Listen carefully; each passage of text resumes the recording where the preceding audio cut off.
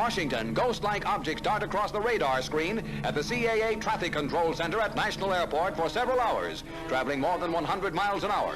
Air Force jet fighters spend several hours chasing the objects plotted on the radar scope. Something else is out there.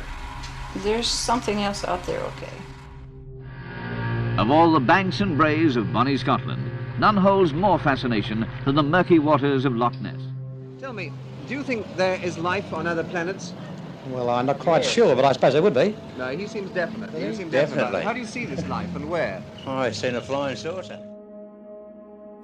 Blackwater Media presents DARKFALL. Real-life encounters with the paranormal and the unexplained.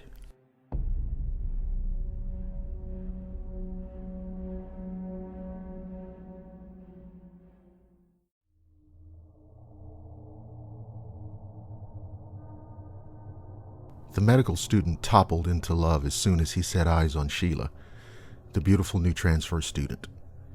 She had masses of long black hair and eyelashes so long they got tangled in her curls when she leaned over her desk. The medical student had a withdrawn nature, though not by inclination. He learned the hard way that people avoided him when they heard about his insane father locked away in an asylum. But he had to overcome his taciturn nature or risk losing Sheila to one of the other fellows that panted after her.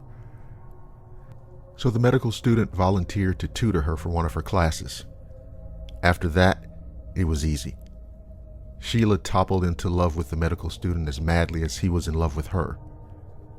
They went everywhere together, hardly bearing to be apart for classes. The medical student lived in a bubble of joy until the day he saw Sheila speaking to a good-looking fellow who lived in the same dorm. They were laughing together over something one of their professors had said in history class, and a shaft of sheer jealousy pierced the medical student's gut. How dare she laugh with another man? He confronted Sheila with her perceived trespass, and she stared at him incredulously. "You're crazy," she said. He winced and thought of his father, and shouted insults at Sheila until she stalked off in a rage. They made up over dinner, and things were fine for a while, until the medical student saw Sheila borrow a pen from a handsome blonde fellow at the library. That set him off again. They hissed angry words at each other until the librarian kicked them out. The medical student huddled on the narrow bed in his dorm room until the black anger gave way to common sense. He called Sheila and apologized. She accepted his apology, and they were back together. The medical student was scheduled to take Sheila to a local dance on Friday night, so he rushed back to the dorm to dress in his best. As he turned to leave, the medical student noticed that a scalpel had fallen out of his medical bag and lay haphazardly on his desk.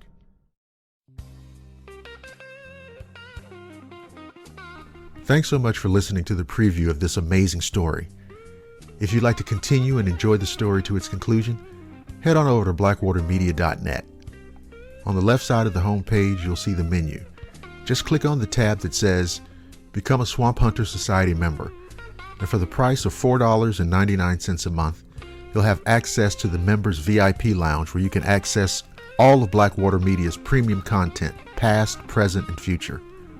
While you're on the website, also enjoy listening to the vast archive of free material.